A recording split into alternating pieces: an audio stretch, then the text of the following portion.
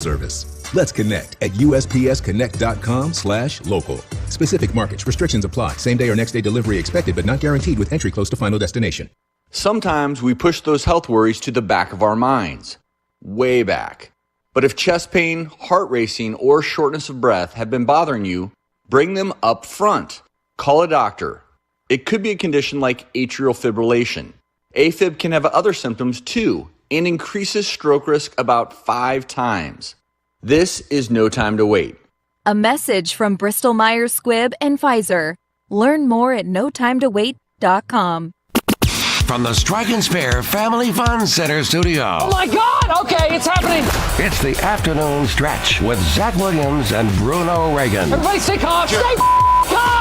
Call now on the F&M Bank phone line, 615-844-5600. You are an unstoppable good idea machine. Now here's Bruno and Zach.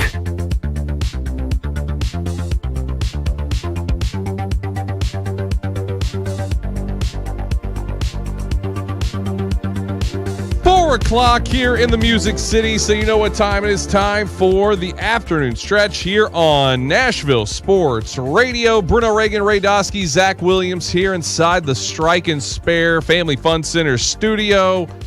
We want you to get involved. Cut day in the NFL. We want your biggest reactions to all the NFL cuts that are happening right now. The time came and went, but like you never really get to know all the official final cuts until like an hour after it's all done. But we want to hear from you. The Cure Hotline, 615-844-5600, wide open for you today here till 6 o'clock. Bruno Reagan, how are you doing? Uh-oh, Bruno's mic's not on. Now how are you? Hello? There you go. Today's a good day for me. Not so much for, I don't envy the people who are in the shebang of the NFL, and you know you're going through a cut day. They're awaiting a call from the Grim Reaper. You know who the Grim Reaper is? Some guy named Dale that is third in the line of player personnel. But if you get a call from him, hey, coach wants to talk to you. Bring your playbook. I'll see you at the facility. That's how it goes. Just if you think one quick call. It's just. You know, they don't mean it's not. There's a reason they don't call it getting fired. It's called getting cut. It's because it's like you were never there. Yeah. No, I mean, what a day. It's really there's two cut days too. So a lot of people are celebrating that they made their 53-man rosters. Tomorrow's another cut day. It's waiver wire day. You get someone off the waiver wire, you need to make room, more cuts. So you kind of got to survive the next 2 days. Yeah, there's more. There's a lot that's going to come out about this. The Titans releasing all of their cuts. We talked about this yesterday. I've talked about this for a couple weeks now. Watching Logan Woodside play for the Tennessee Titans was just abysmal. It really was. And I'm not trying to downplay or destroy some guy. I'm not trying to do that, right? Like it's his job and he's trying to do his best at it. It's hard. It's hard to be a quarterback in the NFL. He is on the list of cuts today. Not that it's unsurprising. What I assume is going to happen, too, he's going to be cut and brought back to practice squad. He's probably going to be on the practice squad. I would be very shocked if they don't do that. But I also wouldn't be shocked if they didn't. I'd be either way. They would have to sign. So most teams carry 3 quarterbacks. Right. Most teams carry 3. One on the practice squad. One's the 2, one's the 1. They can move the practice squad 1, activate them if they needed to, or bring in another guy the week of. Most teams carry 3, 1 on the practice squad.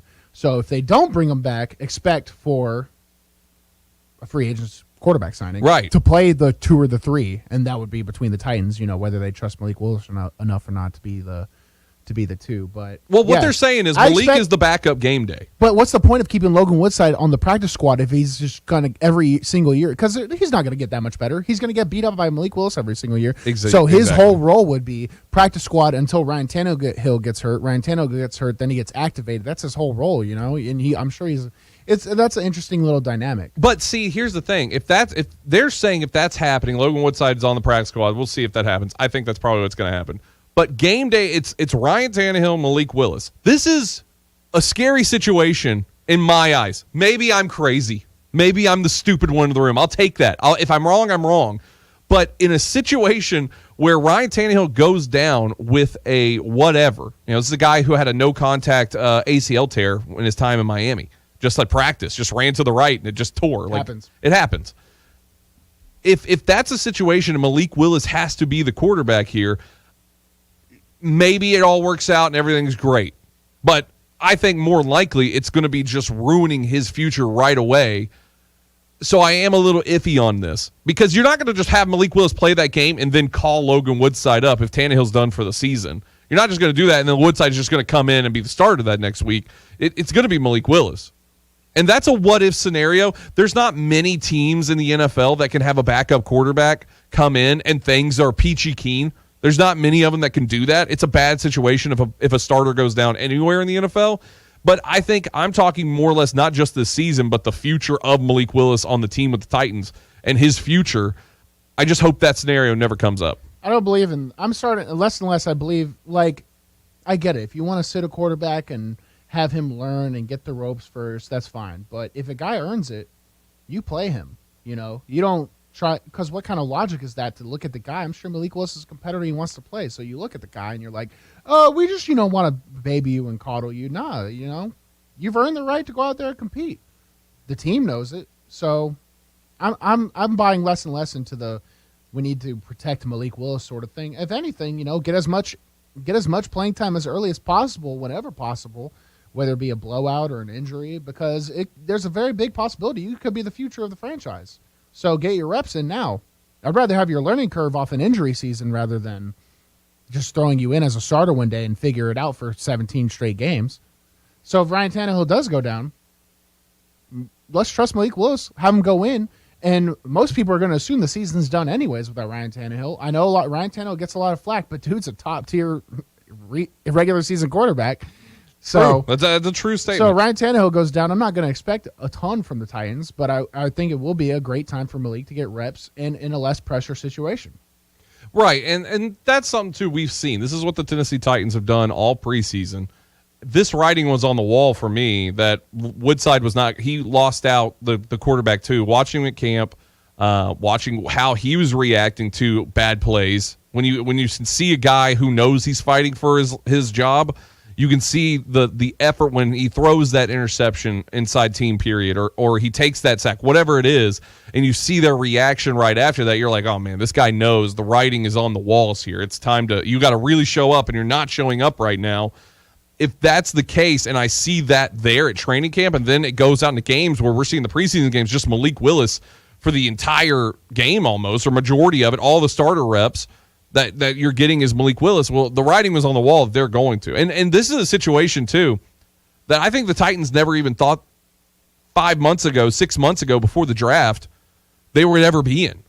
I don't think this is all – I'm not saying it was a panic pick at the NFL draft, but having Malik Willis fall, we all thought first round he was going to be gone, and him fall to the third round, nobody thought – I don't think the Titans thought he would be there, and they didn't plan on this. So this is something that has organically grown for the Tennessee Titans through this training camp, OTAs, whatever, all this offseason so far. It's organically grown. Go back to when this offseason happened. They signed Logan Woodside to a $500,000 one-year deal because they knew, this is what I said back then, they knew that he was going to be, he knew the system, and if Tannehill went down, you at least have a guy who knows the system that's going to come in there and know what's going on.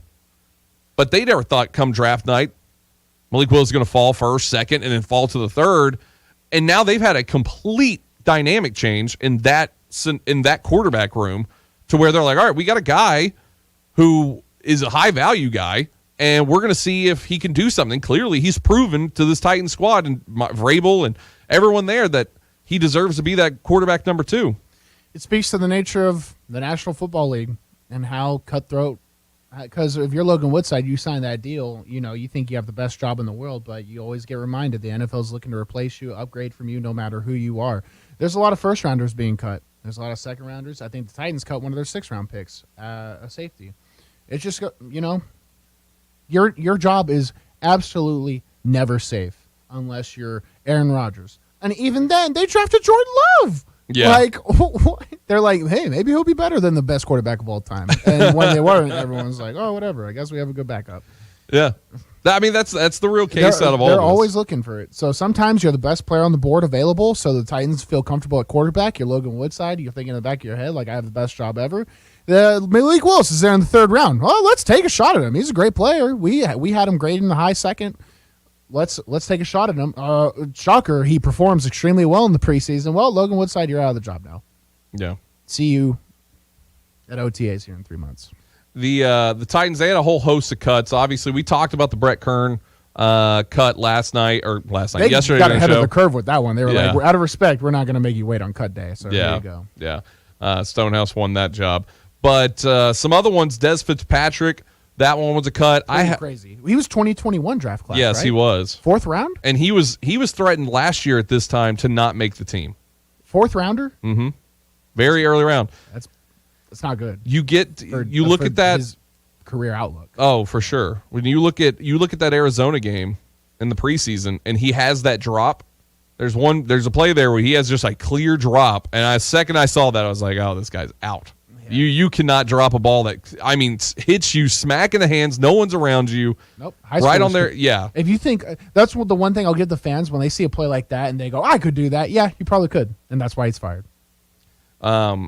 Mason Kinsey, that one came out also from the wide receiver core, who has just been trying. He'll probably get brought back to practice squad just like he has the last couple of years, it felt like. I feel like we're like on year 5 of Mason Kinsey being on this team, and then he just gets cut and on to practice squad. But, yeah, that's another one that got out of there. One more that, Laurel Murchison, that was somebody who was I believe, 2020 draft that that scared me. I'm sorry. That scared me so I looked at the Des Fitzpatrick drop, and of course. Yeah. That was hilarious. But that was Bruno's computer for everybody at home that heard that noise. Don't adjust your Lack sets. of professionalism from Bruno. What's new? Surprise, surprise. Did I tell you someone DM'd my dad? Really? About me swearing? Yeah. Oh, good. Bad boy. Imagine tattletaling on a grown man's dad. You know when my dad messaged them? Swear words. Yes. Yeah, good guess. But Laurel Murchison, the defensive lineman, that was another high draft pick that they've moved on from now. Look, this is one thing, especially with Vrabel and the Tennessee Titans and John Robinson, if you're not doing your job, I was drafted this round. I was drafted this recently. It does not matter, man. You do not have a place on the team. That's honest. That's honestly how it should be. There's other teams where we took this guy with X value. I feel like we have to keep him, and they'll die by that. So I'm glad I think the Titans do it the most fair way. We like this guy, and we thought he played better than you. He gets the job. I like it. There's the popular Hard Knocks clip, linebackers room. Was it a 6-rounder or an undrafted guy? The coach is like, I hate giving this guy props because he's a 6-rounder, and I can't give that same props to the vets and the first rounders. Oh yeah, I'm gonna have to cut one of you for this guy. Was that not crazy to hear to normal people? Like, what do you mean? If he's better, play him. But that's in NFL coaches' heads because they don't have some teams don't have total control over the front office. So the front office is like, you can't cut this guy. The GM's like, you can't cut this guy. We invested too much in him. Exactly. Yeah. So the 6th-round guy who the coach is like, he's the best player we got, and he might end up cut. Yeah. And not the Titans. The Titans, if you're not the best player, they'll cut you, which I can appreciate. Most players can. On this cuts list, one thing I'm kind of surprised about here is we see no names that were involved so far in this left guard battle. Dylan Radins, who is still there, made the 53-man. Jamarco, who that was someone they brought in. I think he was with Seattle last year. He's still there.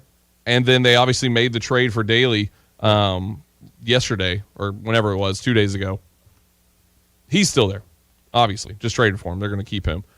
But I'm surprised that we haven't seen more clarity out of this. I mean, right now they have essentially 3 left guards sitting on the roster right now.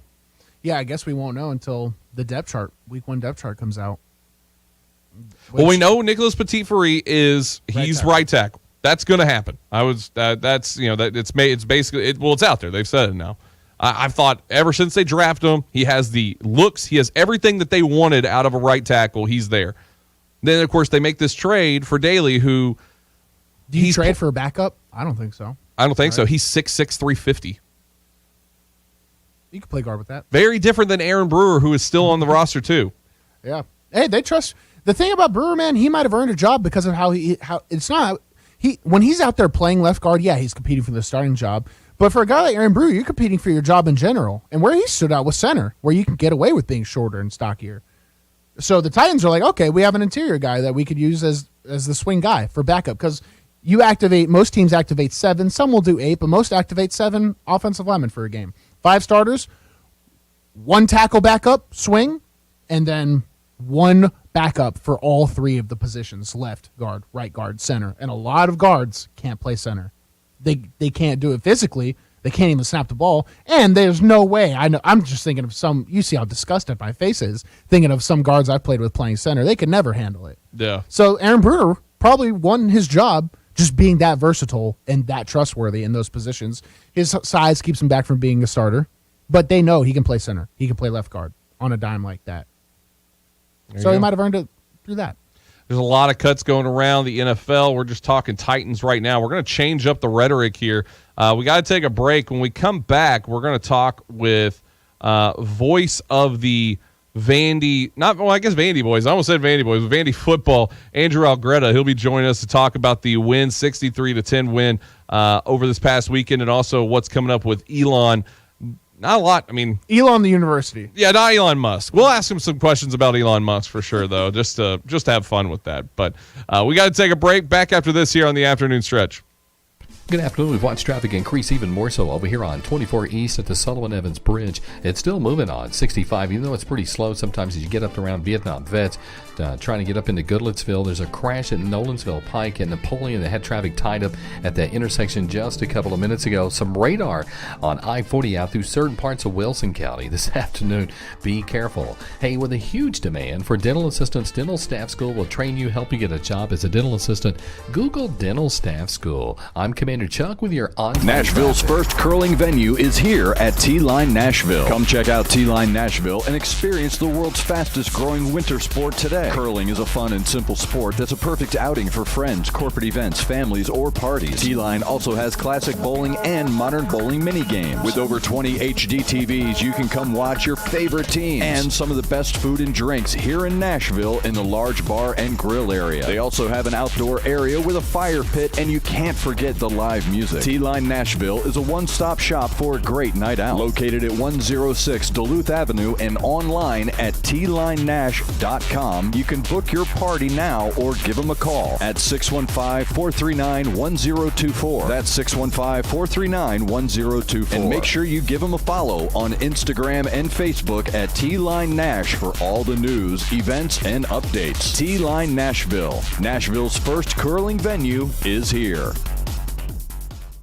The Klein Preston Law Group of Nashville is WNSR Nashville Sports Radio's title sponsor of the Atlanta Braves 2022 season. The Klein Preston Law Group has over 2 decades of experience with litigation and transactional practice. Their practice mainly focuses on business law, including business litigation, business structure, and international law. The Klein Preston Law Group has represented clients in the state and federal courts throughout Tennessee to the United States Supreme Court. For more information, go to their website at kleinprestonlaw.com. That's kleinprestonlaw.com. Founded in 1974 and serving the Nashville area and mid-state since 2015, Star Leasing Company is a one-stop shop for all semi-trailer needs. With 13 locations nationally and serving Tennessee cities and nearby areas, Star Leasing does semi-trailer leasing and rentals, purchases new and used trailers, offers maintenance and unscheduled repairs on Star Leasing and non-Star trailers, including over the road, and can take care of all your semi-trailer needs, from brakes and tires to full rebuild. A member of the TTA, Star Leasing Company is not your typical semi-trailer leasing company. Learn more at starleasing.com. Five-state forecast. Your exclusive Nashville Sports Radio WNSR Skycan forecast. For this afternoon, mostly sunny with a high near 88. On Wednesday, a mix of sun and clouds with a high 89. For Thursday, showers and thunderstorms likely, mainly after 1 o'clock. Then it's going to be cloudy with a high 86. Utilizing the resources of the WeatherBug Network on Nashville Sports Radio. I'm WNSR Shannon Holly. Sports Radio WNSR. The Afternoon Stretch, the show endorsed by News Channel 5's John Burton.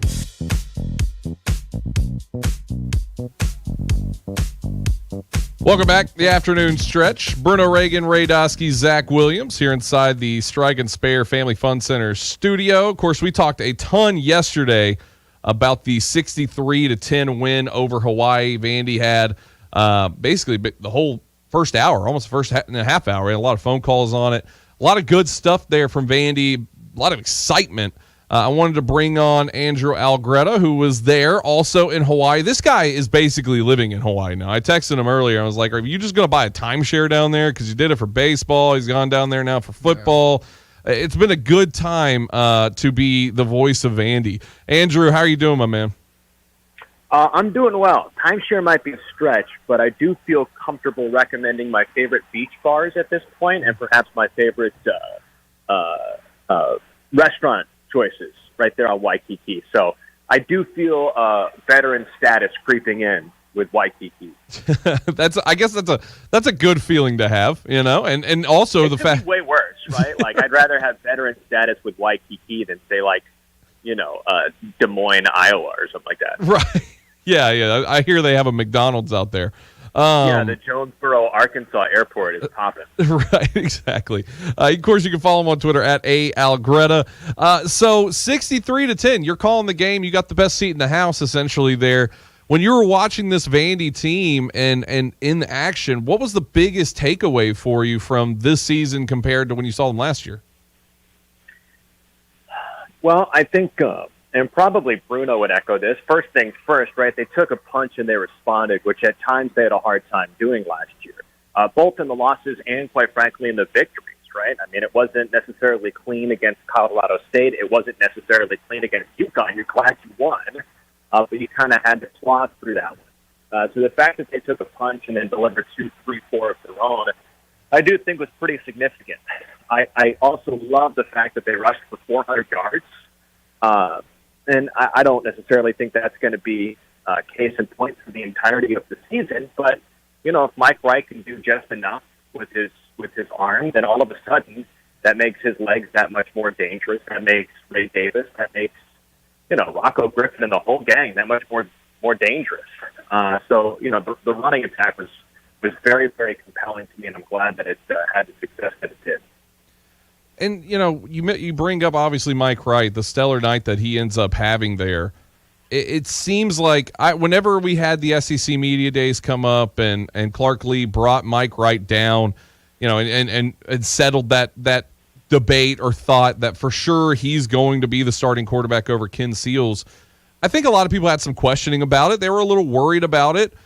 But after a game like that, to see that kind of leadership and that control, I mean, I figure most of those people had any doubts in their mind about Mike Wright. That probably went out the door. I don't think there's any doubt about his charisma. I don't think there's any doubt about his leadership ability. I don't really think there's much doubt in terms of the team's desire to follow him. He's got enough athletic skill set to dominate a game like Hawaii. I don't know if you guys saw it. There was a wild statistic that I saw on Twitter earlier today that Mike's top speed on the 87-yard run, I think, was like 21.8 miles per hour, which would have been the sixth fastest time recorded in the NFL a season ago, tied with Derrick Henry, which is bonkers to me. But that's a heck of a statistic. Now, he's going to have to do more, guys. Hawaii they're a fine program, and now that I have, you know, temporary residency in Waikiki, I want them to be successful because you get to know some of those people and you understand all of the ups and downs of that program. But they're a season or two behind Vanderbilt, right? Everything that we went through a season ago, they're going through now. So Mike's going to have to do this not just against Elon this week, but he's going to have to do it against Wake Forest and Northern Illinois. And then all of a sudden you graduate to varsity and have to do it against the SEC. So I still think Mike, from a quarterback standpoint, continues to develop, and he will have to be even better with his arm as the games go along. But if he shows enough, you know, breaking down defenses, making the right read, delivering the football, so on and so forth, then all of a sudden your confidence grows by the snap. But it's the right start, and I recognize that these moments are at times few and far between, so you soak it in and you enjoy it. But so far so good. Mike Wright, the rest of the offense, aced the first test. Talking with Andrew Algretta. Follow him on Twitter once again at @Algretta. Look, you mentioned that. I feel like Vandy fans have had a problem because, like I said, we had a bunch of calls yesterday from Vandy fans, and they're excited, but it's very tempered. It's very tempered in a way about, saying how Hawaii is, they are behind, and I don't think that's anything to hide from, but I think they don't know what to think. They don't know how to. Expectations have been blown out of the water now. Exactly. 63-10. That score itself has just not been seen in a long time. Is Hawaii that bad, or is Vanderbilt that much better? Exactly. We don't know.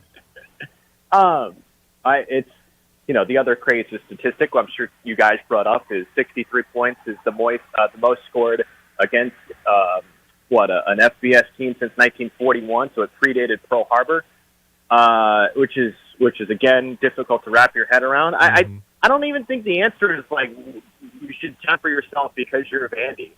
You should temper yourself because it's just like it's game one of the season, right? It's not like I'm nervous about how to feel because of all of the bruises and emotional scar tissue I've built up over the years, which is understandable. I'm not dismissing that, right? Like that's very, very real. Me tempering in the enthusiasm is not because we've been hurt before. It's just because there's a slice of both. Is Vandy going to hang 63 against everybody? I don't even think Joey Lynch and Clark Lee expect that. But is Hawaii that bad? I don't know. It's one data point. And Clark talked about it after the game too, right? This isn't the finish line. This is the starting point. So you temper yourself just because it's game one. And yeah, Hawaii is not that great, but one of the things, guys, that we talked about on the Commodore Hour last night, and we'll probably keep talking about it. Vandy doesn't probably win the game the way that it did if it doesn't get out there on Sunday of last week, right? You get out there and you get to do all of the good stuff like Pearl Harbor, quote unquote good stuff. Pearl Harbor, do a community service event, get some beach time. But that allows you to set your clocks. And it wouldn't happen if the university didn't invest, quite frankly, the financial resources of 6 or 7 nights in a hotel room and getting everybody out there the way that they did. That's a really big deal. Really, really big deal for the university to say, okay, we understand that this is a hard trip.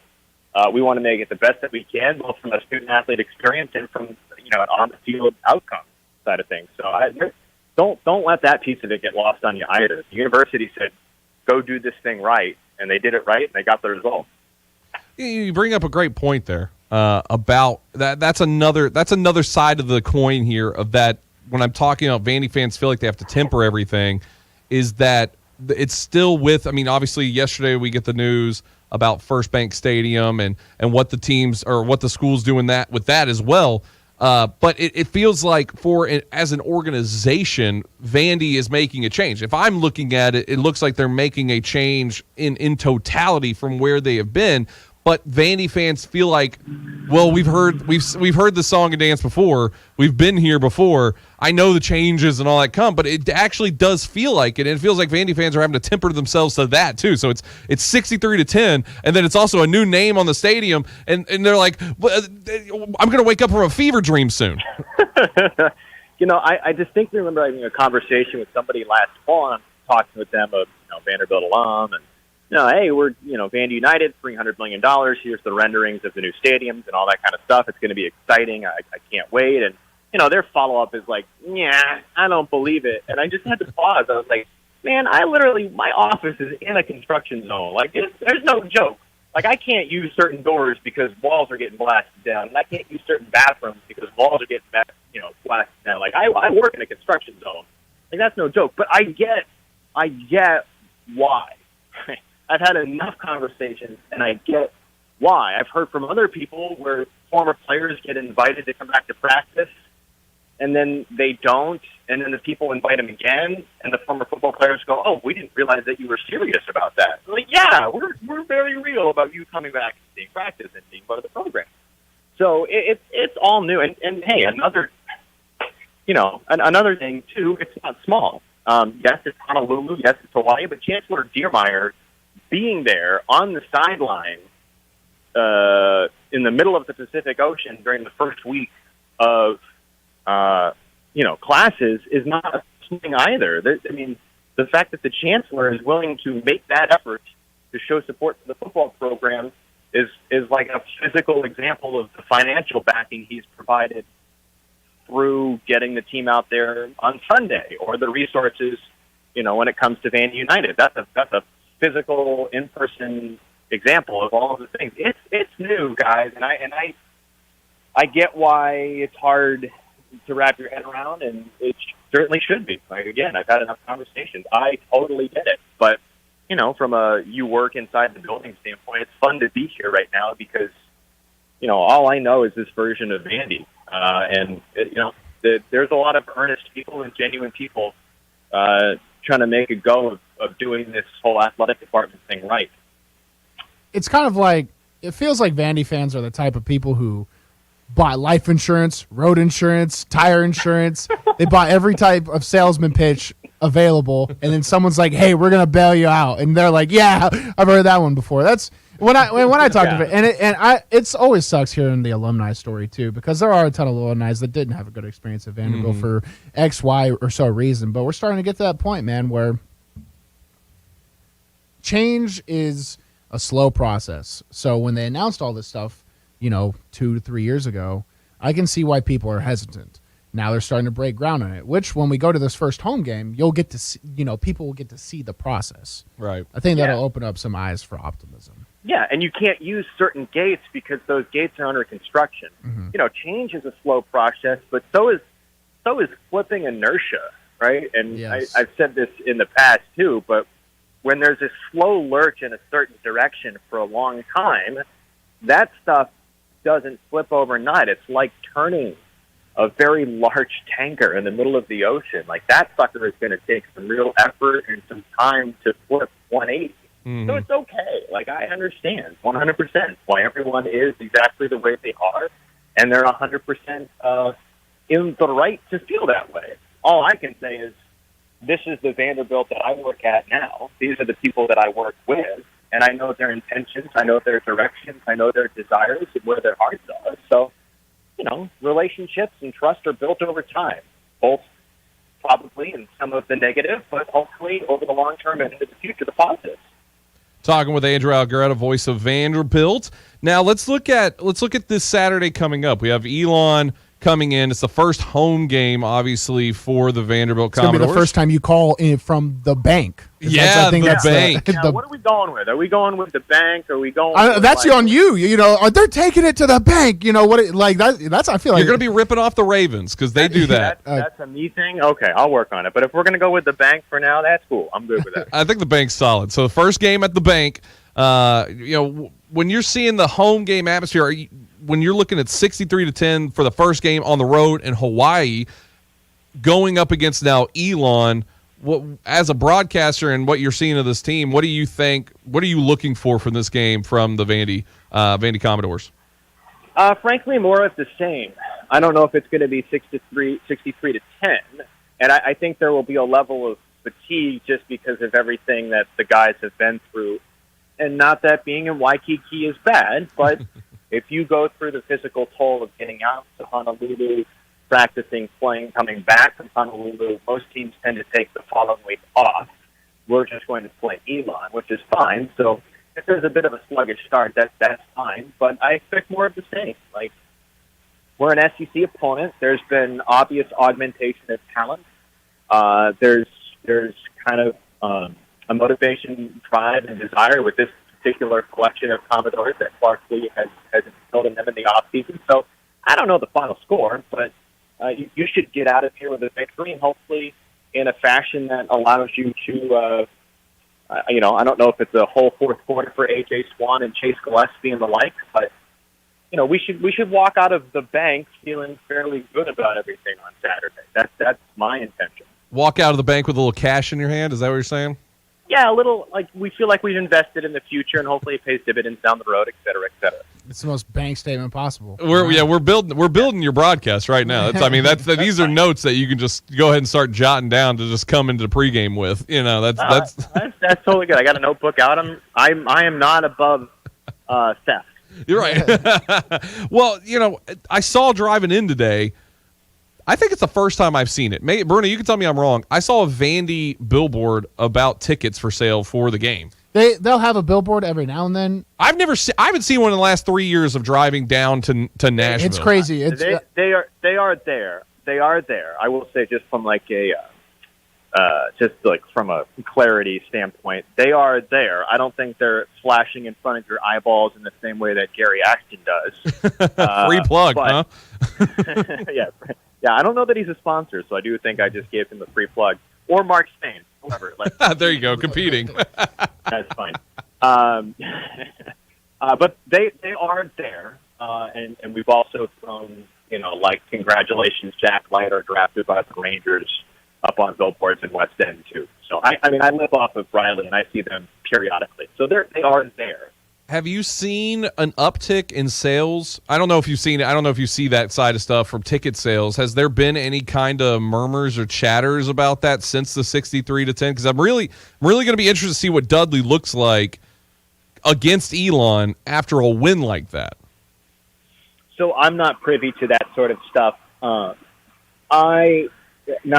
Not to retrofit into predetermined Vandy fan. I don't necessarily expect like a massive change in culture at First Bank Stadium come Saturday, but I'm hopeful too. You never know. I'm hopeful that I'll get proven wrong. But again, like relationships, expectations, buzz, all of that sort of stuff is built over time. So you go out there, you take care of business against Hawaii. Hopefully you can take care of business against Elon. If you can stretch this out to a 3-0, 4-0 type start, then we can start to see what happens throughout the course of the season. But, Franklin matured that stuff over a couple of years, not in a couple of weeks, too. Andrew Algretta has been our guest. Andrew, thank you so much for coming on. We always enjoy having you. A wealth of knowledge there about Vandy. Of course, you're always going to hear him on the broadcast there for Vandy. So excited for Elon. Let's hope that we get another let's get a 63. Can you bring us a 63-0 win this week? That'd be much better than the 10. Yeah, let's see if we can hang a 70 spot. I don't know that Clark's going to do that, though. Like, I don't know that. That's not really his. I think he wants to punch you in the teeth, but so does Tim Corbin. And then once you have relented, then they sort of pull back to the reins. So I don't know that Clark would ever get there. We'll see. That's a good, you bring up a good thing. I said you were done. Now you brought something up in my mind, so we're keeping you on. I'm taking host privileges here and stretching it a little bit. That's something I wonder. What are your thoughts on that? You think that Clark wouldn't do that? I think it's good. That's what we said. We did a space after the game, and I think that it's actually a good thing that you run the scoreboard up right now, because that's Vandy needs to create a culture of winning, and that's one way to do that within your own organization, your own team, is run that scoreboard up and let Vandy fans and the team see what winning big looks like.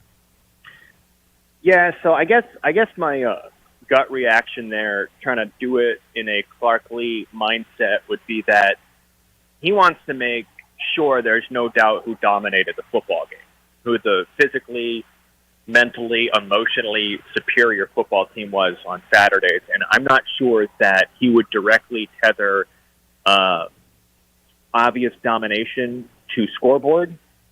I think he will keep coming after you until you break, and when he feels like you broke, then he'll throttle down a little bit. And I do think Hawaii broke. I think it was fairly obvious, actually, and probably broke right at the start of the third quarter.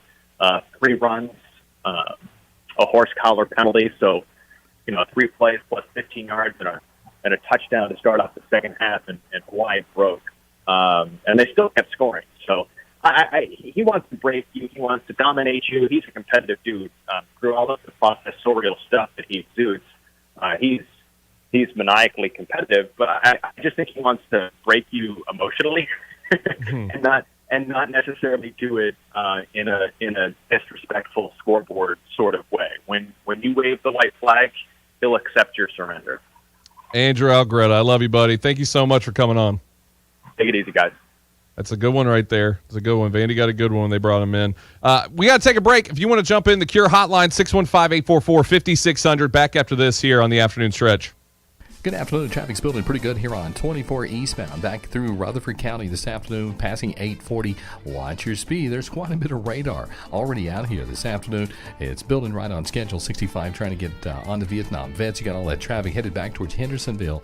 40 westbound near 28th Avenue. We're checking on a crash just reported through the fire department. Hey, Ripley's Aquarium in the Smokies is hiring. Check them out online at ripleys.com. I'm Commander Chuck with your on-time traffic. Want to talk to you about the folks at Doobie Orthopedics, and I know that you're going to sit there and go, Plaz, what do you know about that? And the truth of it is, not much until about a year ago, right about now. I ended up with some really bad shoulder and neck problems, and I had no idea where to turn.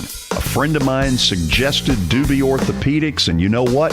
That friend was dead on right. I find out now they've got over 30,000 customers. There's a reason for that. They are really good at what they do. I ended up choosing the Hermitage location, but they have locations all over town. Frist Boulevard was where I was, with a phone number of 391-4545. I got the individual one-on-one attention that I needed. They set up a plan, and you know what? The plan worked to perfection. I highly recommend Doobie Orthopedics. How'd you like to eliminate your expensive cable bill forever or get new satellite internet where cable can't go? Well, now you can have affordable satellite internet service for a few dollars a day. All you need is a mini satellite installed, and you can have unlimited internet connections wirelessly in your home or office. And no cable boxes means unlimited connections and no clutter. You can surf the internet or stream any of your favorite television services with no cable. And the best part is, satellite internet service costs only a few dollars a day for your entire home. Yes, fast internet to surf or stream television for a few bucks a day. Call now for free details and learn how to drop your expensive cable bill. 800-942-1298. 800-942-1298. 800-942-1298. That's 800-942-1298.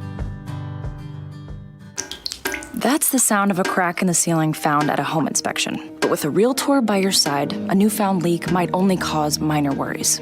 With their expertise, a Realtor can suggest a credit at closing and even connect you to a contractor to help you shore up that leak and alleviate your worries. When it comes to cracks in your plans, the expertise of a Realtor can make all the difference.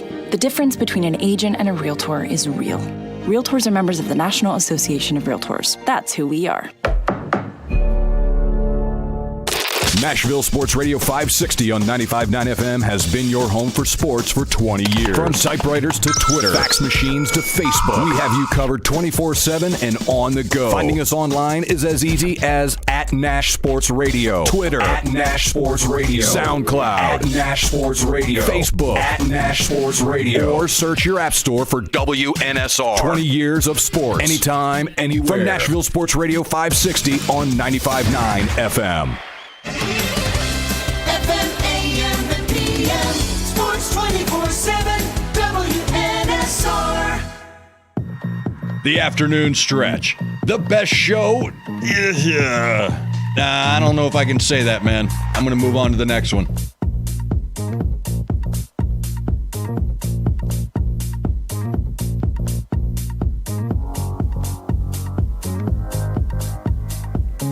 The afternoon stretch.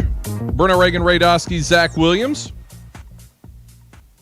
Strike and Spare Family Fun Center Studio. We always want you to get involved. 615-844-5600. Cure hotline wide open. I think the bank. I like that. But the Ravens have that. Who cares? Because you want to do something different. But there's got to be something. You got First Bank. You don't have much to work with. You got First. Just do the bank. Who cares? The bank. I like it. Everyone else people use the Green Bay Packer G all the time. People use the Wisconsin W. Steal the bank. I'm doing it. So to you, it's the bank. Yeah. Taking it to the bank. Taking it to the bank. Meet me at the bank. Well, I could probably confuse somebody. What bank? Yeah, what bank am I going to? I just walk away like a cool guy. Don't turn around. Just meet me at the bank. Like, who are you? This is a Wendy's. You going to the bank this weekend? It's like, what is that?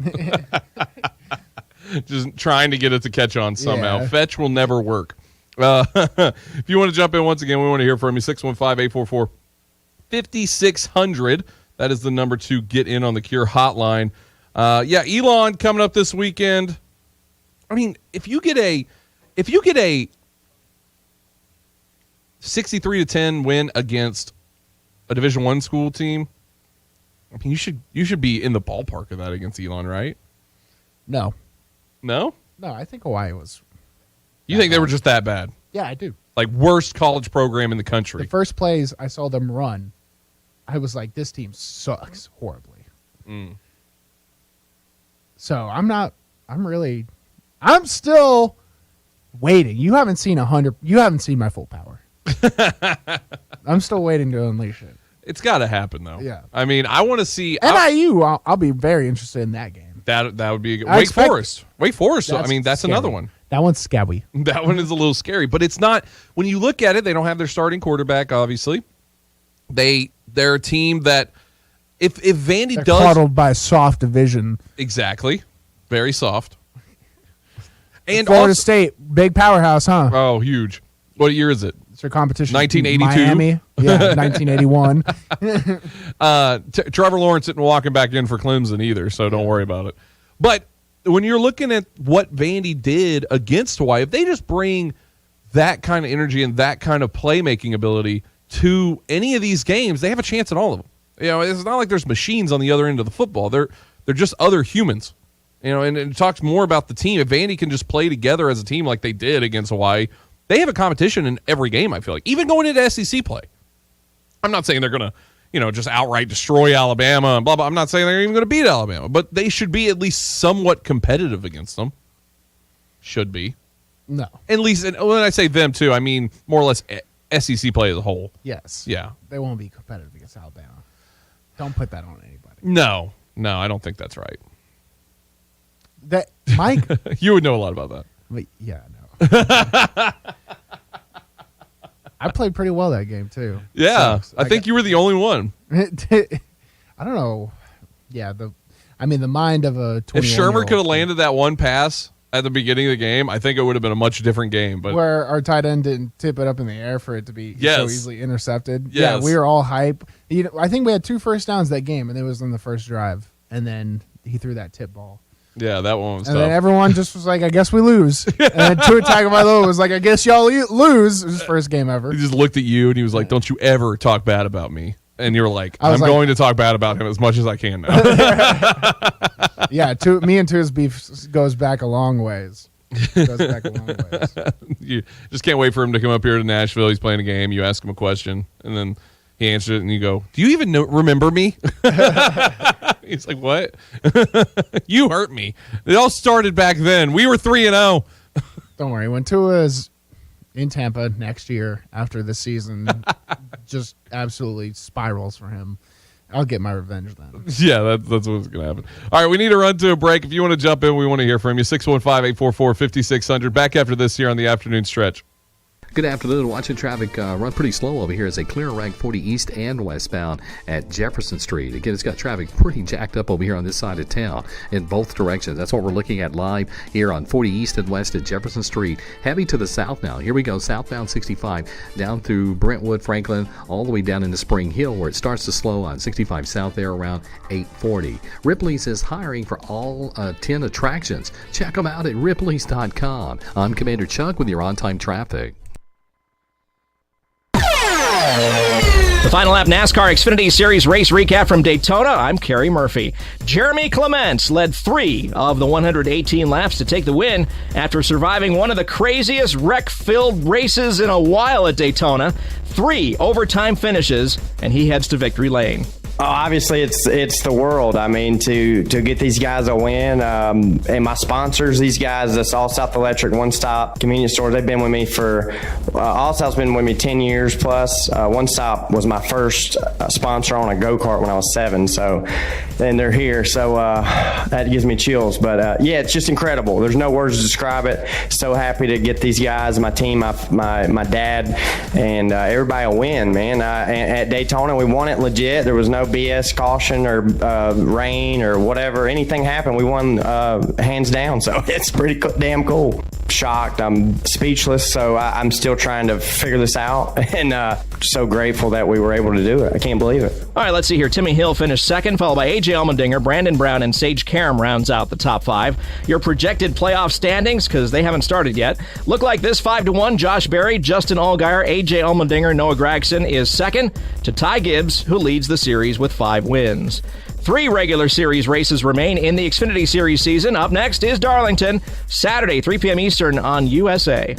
And you are on the final lap. If you work remote, Staples has you covered. Stylish office decor to turn my finished basement into a complete workspace solution. Staples has you covered. A desk that's all business, but not too businessy. Staples has you covered. And now at Staples, take up to 50% off select chairs and up to 75% off select desks. Plus, with 25% off Staples furniture support, we'll assemble your new furniture and guarantee it against wear and defects. Explore solutions for your remote workspace at Staples. Ends 9/3 in-store only. You've been putting back a few, and a few becomes a few too many.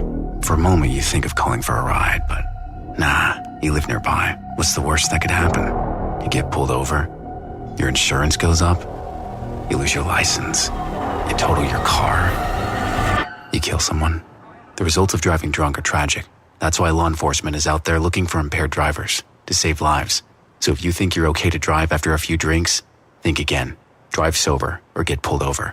Paid for by NHTSA. What happens to your decision-making when you drink? Well, after one drink, you feel confident. A few more, and calling your ex at 1 a.m. seems like a great idea. And you're pretty sure the secret to a great taco is 4-day-old macaroni. The bottom line, drunk you doesn't make great decisions. So you're risking a DUI or worse if you count on him to get you home. Plan before you party. Get home safe. Paid for by the Tennessee Highway Safety Office. Follow the afternoon stretch on Twitter at Bruno Reagan and Zachariah W. Really, man? You want that? I'm not spelling that out.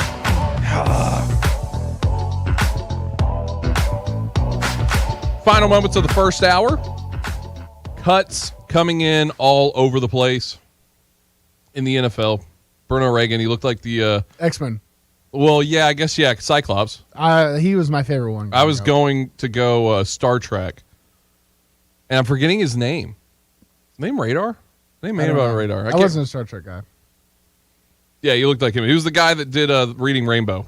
Yeah. Yeah. Can't remember his name either. Nah. The real life person. I just have this X-Men scene where Cyclops and I guess they were in a love triangle and the girl dies in a wave in one of the earlier movies. And I was like, oh, this is forever stuck in me now. So yeah. I always then she becomes the Phoenix. Is that true? Yeah. I don't. Jean Grey. I don't remember. I just remember her dying. Yeah, no, she died. She was the strongest X-Men, right? What? Mutant, yeah. Once she rose as the Phoenix. Yeah. I wish X-Men came out a little later so I could actually appreciate it instead of my pea brain back in the day. It's just like... Compared to your pea brain today? No, I'm mature and I watch House of the Dragon now. If you shake, you can hear it move, rattle around. It hurts. So I'm not going to do that. I thought you were more of a Wolverine guy. No. Don't tell me now. What's wrong with Wolverine? Wolverine's too... I don't know. Perfect. No, Wolverine doesn't express himself enough. I'm a sensitive guy. He's not. I watched episode 2 of House of the Dragon. It was amazing. Well, it was a little slower. You know, it wasn't as much that happened. It was more story building, which you're going to have. I would take 1 million of those episodes rather than just 5 big battles that don't make sense in a row like the last seasons of Game of Thrones. Well, the last season, they just had to throw everything together. George R. R. Martin was like, let's do 11, 12 seasons. Dave and Dan were like, No. We're tired. Yeah. We made all the money already, so what are you going to do? No, I love it. They're introducing the characters. They're giving us a reason to care about them, like Corus Valerion, the head guy from Driftmark. He's absolute dog. Damon Targaryen, Dog. Damon, He's talking about them like they're football players. That's dog. the only way I know how to talk about people. But Damon Targaryen, dog. I even like Otto Hightower, dog. Very clear he's scheming from the get-go. The king, pushover, but dog. Yeah. Oh, hey, the scene where he had to put his hand in the thing of maggots. Yeah. And he's just talking and there's just maggots all over his hand. I was just like, yo, that's gross. They're getting everybody involved. That fat guy on the small council, his last name's Strong. Like, he's involved too, you know? They're building everybody up. We got to care about him first. Yeah. Well, Christian Cole, Jimmy G of that universe. He really is. We bring it back to sports, baby. It's a sports show. Yes, sir. All right, first hour's done. Second hour, we're going to get into more of the cuts of the NFL as a whole and see if any of them may have some places on the Titans roster somewhere. Who knows? There might be a couple out there. If you want to jump in, though, we want to hear from you. 615-844-5600.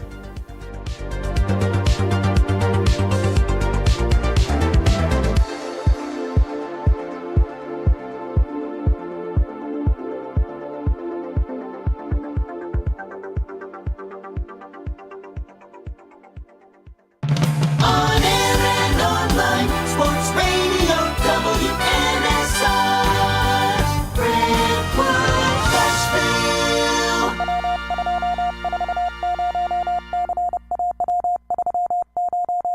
ABC News. I'm Derek Dennis. Former Soviet President Mikhail Gorbachev has died. He was the last leader of the Soviet Union and resigned in 1991 after the Berlin Wall came down, heralding an end to the Cold War. He died following a long illness. Mikhail Gorbachev was 91. President Biden in Pennsylvania today touting the Safer America Act, passed with bipartisan support 2 months ago. The president says funding will bolster resources for police departments to fight gun violence and crime, saying kids and parents want to feel safe. But for too long, too many families haven't had that peace of mind. They watch the news and they see kids being gunned down in schools and on the streets.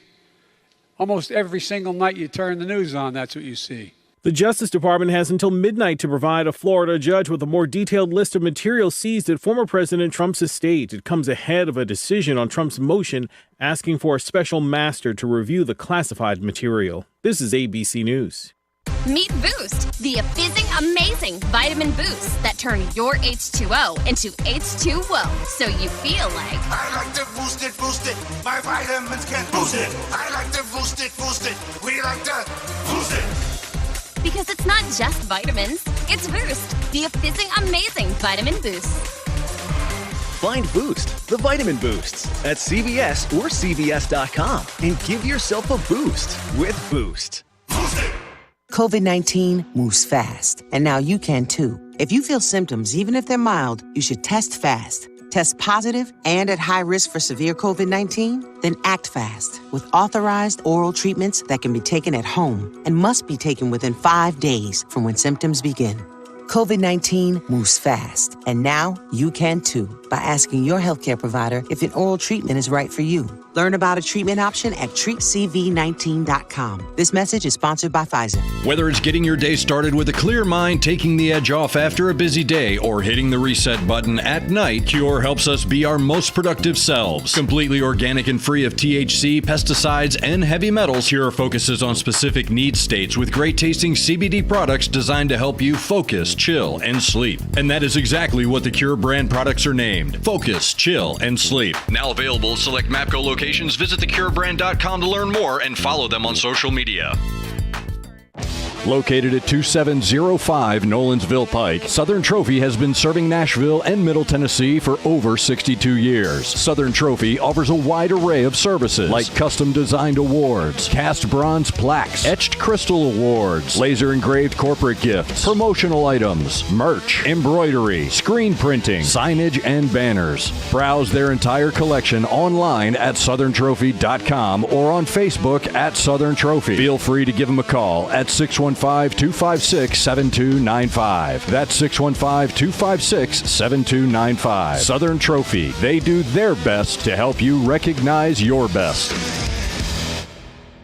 Join Nashville Sports Radio for the Mid-State Checkdown Game of the Week this week as Blackman travels to Riverdale. Quick pass is caught! It's a touchdown! Coverage starts Friday at 6:45 with Joe Fisher and special color analyst and MTSU legend Kelly Holcomb. The Mid-State Checkdown Game of the Week. To the 10, to the 5, to the end zone! Blackman versus Riverdale with Joe Fisher and MTSU legend Kelly Holcomb on your home for Middle Tennessee High School football. Nashville Sports Radio.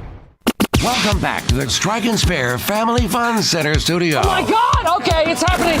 It's the afternoon stretch with Zach Williams and Bruno Reagan. Everybody stay calm. Stay calm.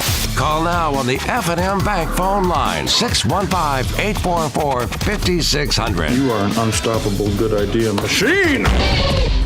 Now here's Bruno and Zach.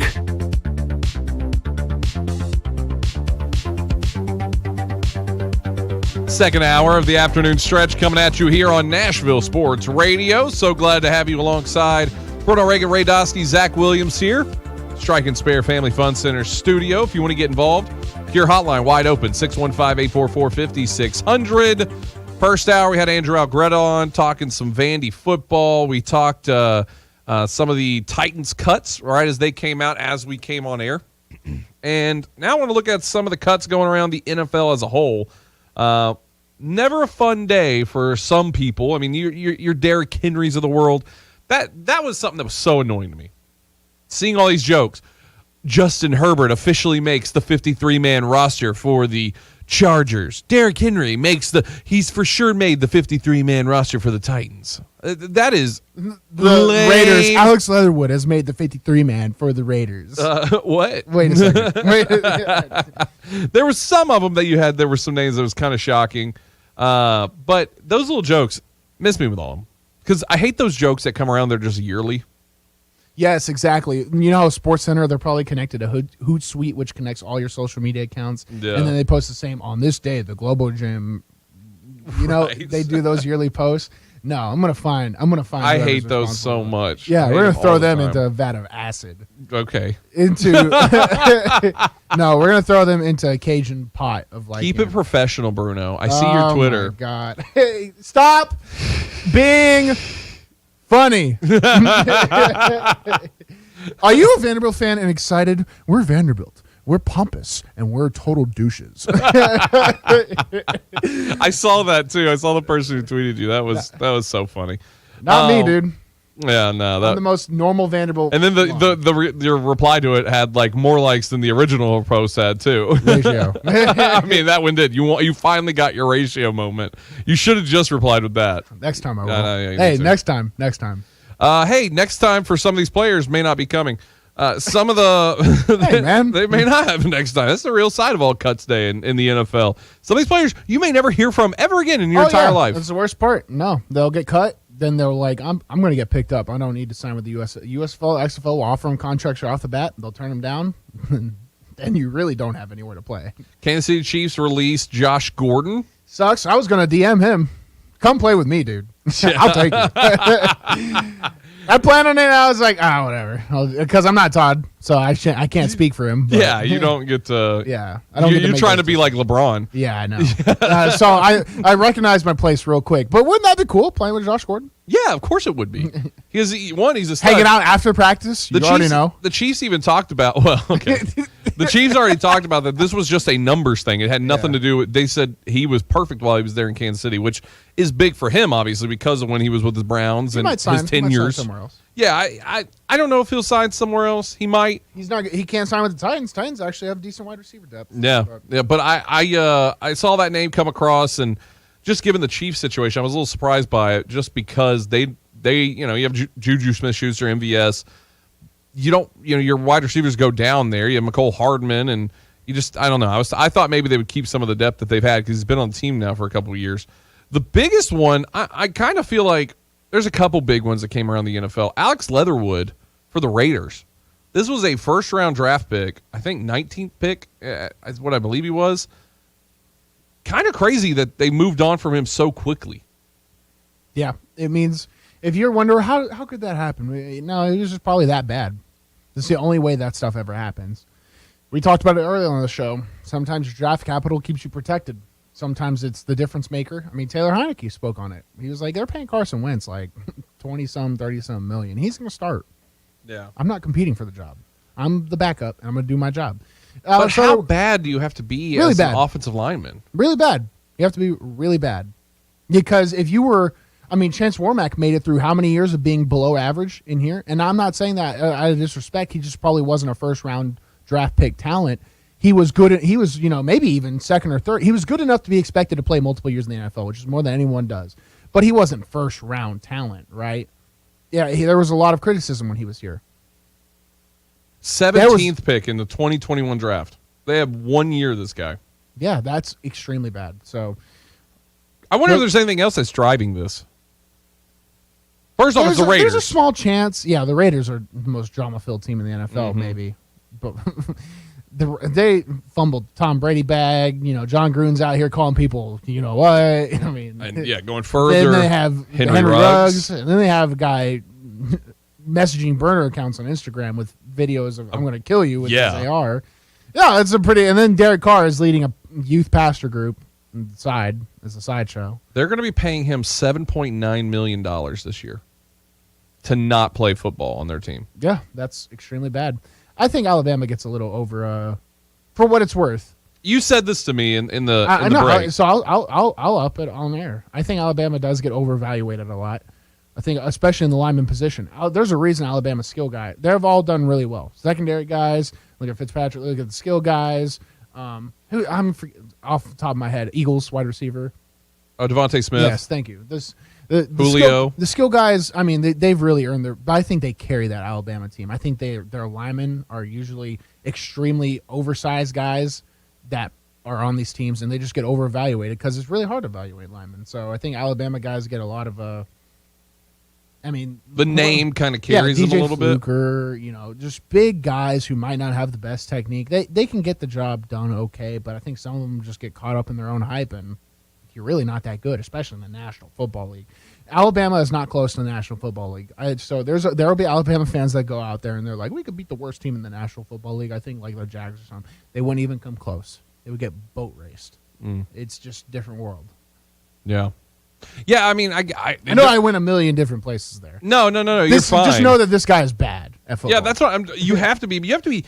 But there's plenty of players that are in starting positions that are bad, or not even just on teams. Like these 53-man rosters that come out today in the cuts, they're on the 53-man, but they're not good. And their coaches are in the back of their head like, I wish we could get rid of this guy. It's just crazy. At one year removed from the pick, he was a starter immediately for the Raiders. And already gone. It's like what kind of bad was going on with Leatherwood that you could be playing that bad also, but it had to have been something with meetings. It had to have been something with everything going on. So that to me is where I'm wondering what was so bad there that it just kept him from playing even just his second year with the team. He's going to get picked up though. That's the real thing, because of the Alabama connection. Your footwork's awful. Yeah, you're strong, but you don't know how to functionally use it. You have bad core. You reach. You have no punch on your pass rush. You don't know what you're doing. On the slide, you have bad eye discipline. You're always looking at the linebacker and not helping your tackle. You're not coming back in. You can only play one position. There could be a million different things that people are just like, wow, we wasted a pick on this guy. Yeah. Another one that was kind of shocking there is Kellen Mond for the Vikings. This guy never got a chance. Nope. His coach last year hated him. That was pretty obvious when he came out there and they said, so what are you saying? Why are you not going to play Kellen Mond? And he's like, because I see him every day in practice. It's like, whoa, this guy's on your roster and you're doing this to him. And now he's gone out of the Minnesota Vikings. That one was kind of shocking just because that'd be like next year the Titans just cutting Malik Willis after not getting a chance to play this whole year. Yeah. And Kirk Cousins, who knows what the future of that is? Yeah, really. The Titans. I feel like the Vikings and Titans are kind of in a similar position where they still have, 1-2 years on their big time guy, and then paying a lot of money. And then, but then you go to the Wild West, right? Like, what's the one change that can change the entire face of a franchise? Is the quarterback. That's what's going to make. That's going to be the biggest, either source of optimism or pessimism. That's like the biggest change you can do to a status quo for an NFL team is change the quarterback. So they'll be in that same position.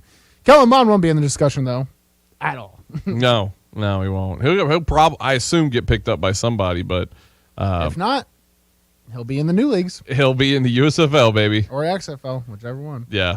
Because, hey, USFLs, they pointed themselves out of the top dog. They finished the whole year. So most people are going to want to go to the league that is consistent and will finish. So I think the USFL is going to have a talent upgrade. So if you can't make the USFL, then you go to the XFL. And if you can't make that one, then you probably should stop playing. It's time to maybe find a new profession. Yes. Just get behind something else for the day. Real estate agent. A lot of people go to that. There is a fair amount that go to real estate agents. There's a lot of those that happen. And then another one, this is just more personal because I felt like this guy always was solid every time I saw him play in the NFL. And at one point, he was a top running back in the league. Marlon Mack, formerly with the Colts, now with the Texans, no longer with the Texans as he gets cut. That one, I think, is just he got injured. Jonathan Taylor just showed up. It's always a funny story. I went on my official visit to USF. The coach that recruited me got fired. So they were showing me actually special treatment on my official visit. I was hanging out with Willie Taggart, who was the head coach there at the time. He eventually went to Oregon, FSU. I think he's somewhere else now, but he was a big time. He kind of made the rounds. I was sitting talking to Coach Taggart, getting this like special treatment. We were at Busch Gardens, and they rented out the entire theme park for us that day. So it was just us there. We're eating, and this guy comes and sits down to me, and it's just me and this guy, and we're talking to Coach Taggart. It was Marlon Mack. Yeah, so I spent like a whole day with him. We never talked afterwards because I was like, I got the Vandy offer really soon after. I was like, I'm out of here. But I think Marlon Mack continued to play there, and that's where he had his come up. Yeah. No, he was a stud in the NFL, in college and in NFL. Yeah, he was good, man. And then he got hurt, and he played at USF. He actually played those years out. And then Jonathan Taylor just showed up and took over the Colts team. They got rid of him, and now he can't. Now you got Damian Pierce, who's going to be running it for the Texans. He'll find a spot. And running backs get hurt, so he'll jump in. That's true. He's a big talent. Yeah, if you look at the Ravens last year, it's pretty obvious that running backs can find a job somewhere. As they were just, look at the Niners. Pulling everybody. It feels like the Niners have 15 running backs a season. Yeah. Does it not feel like that for everybody else? Yeah, it does. Del Fuster, Trey Sermon, like I can't even. I'm trying to even. Mostert last year.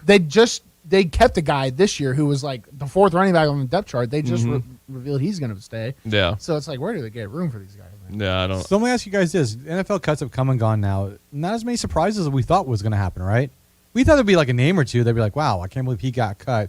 Like a starter capable type player, not like a Amond or. Leatherwood was a starter. That was the biggest one. Yeah, probably. I mean, yeah, of course. But I'm talking about like an established veteran, like Brett Kern. Throw a wrench into that. Well, it was like when you... Yes and no, but... I can see what Ray's asking. When you said... You were joking me off air. You were like, DJ Moore has just been cut from a fake account. And I was like, what? But there's always... I feel like there is always that one. Yeah. There really hadn't been yet. There really hadn't been so far. Kind of surprising. Did you have more to your question on that? I don't know. No, that was it. That was it. Just more or less, Yeah, it is a little surprising we haven't seen so much because of all the change, too, that has been this offseason, that this is, like, kind of dialed down. There's been some trades that happen. Nothing I feel like that's, next worldly trades for the NFL that we're like, oh, my goodness, what is this player going here? There's been some corners that have gone and different things. But for the most part, I don't think there's been too much. It's been kind of docile. I mean, really, the real answer to that is, like, Brett Kern is the biggest vet name that got replaced and cut, from a team in the entire NFL. Leatherwood is a guy who maybe comes right next to that, but outside of that, there really hadn't been much anything else. Ben DiNucci, that was a big one. Ben DiNucci, that was a surprise. He's a big TikTok guy. That was a surprise. I mean, the surprise was the Cowboys saying, Dak, you're the only one. You're the only one we need. Just nobody. Why would they do that? I wonder what the benefit of that would be. To prove a point to the other two, like, you did not earn the right to be on this team. So they'll probably sign one of them to the practice squad and get a vet, get some other vet in there for the backup. Logan Woodside. No, that's what they did. That's what they did to Ben last year. He signed him onto the practice squad last year. Yeah, Cooper Rush was another one that they just moved on from as well. The Cowboys they only have one quarterback on the team, and it's Dak Prescott. Who else do you need? Who else could you ever need? Hurt. If he gets hurt, season's over anyway. So. Yeah, they've already seen that road. They're like, this is terrible already. So you could put Zach Xavier in there. His boy Josh Rosen. Yes, I'm surprised you didn't talk about your boy Josh. We can talk about Sam Darnold. Did you see? You didn't watch the video I sent. No, because it was like 8 minutes long. And it was worth it was worth every single moment. Me watching it. I mean, it was all of the bad Sam Darnold has ever done. You're like, it's so long. You were like, I'm not watching it. That's how long. I skipped. I was like scroll. You know, how you can like scrub forward and go forward. And I was doing it and doing it and doing it. I was like, no, this is too long. I was That's how bad Sam Darnold is. He has that many clips. I just want your clip of you hiking it like it was in shotgun, but not in shotgun. Or which was it? No, you can go find that clip probably. Yeah, it was Kentucky like the first. It was Kentucky the first season my senior year, or the first series my senior year was when I got the run. Yeah. Kentucky my junior year, the first series was when I snapped it like it was like when it was under center, but it was shotgun. Yeah. Yeah. No. Yeah. No. That. Yeah. Sam Darnold. You know. And that was so dumb. The reason I got caught because we have under center formations and shotgun formations.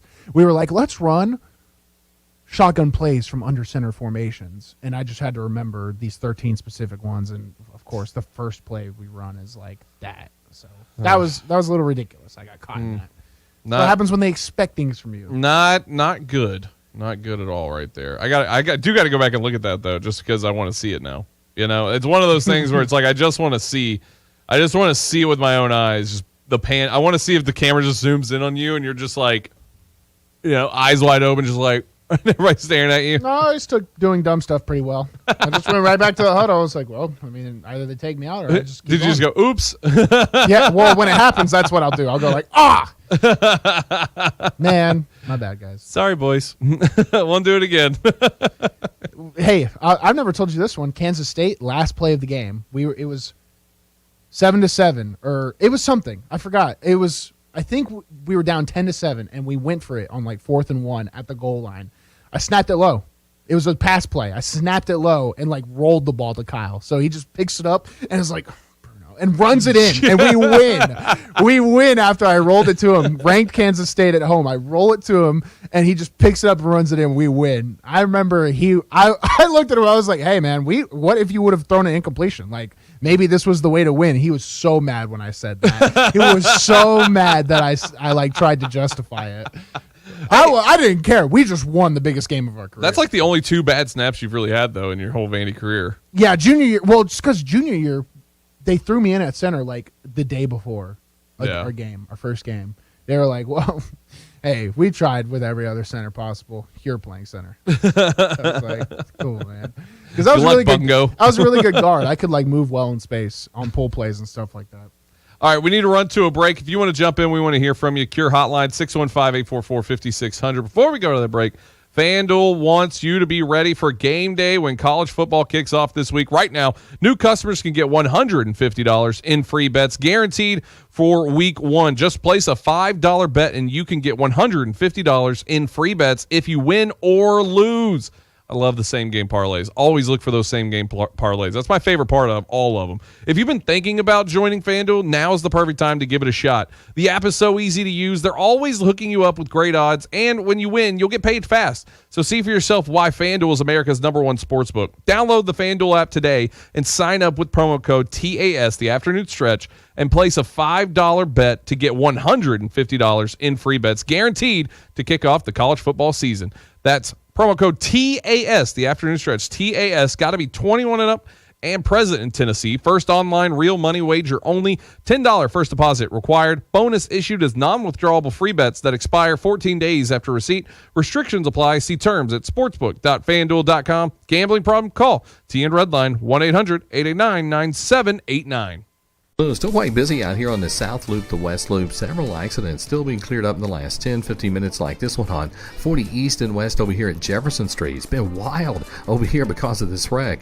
65 is also dragging along northbound, trying to get up into Goodlettsville. Hey, Ripley's is hiring for all 10 attractions in the Smoky Mountains. Check them out online at ripleys.com. I'm Commander Chuck with your on-time traffic.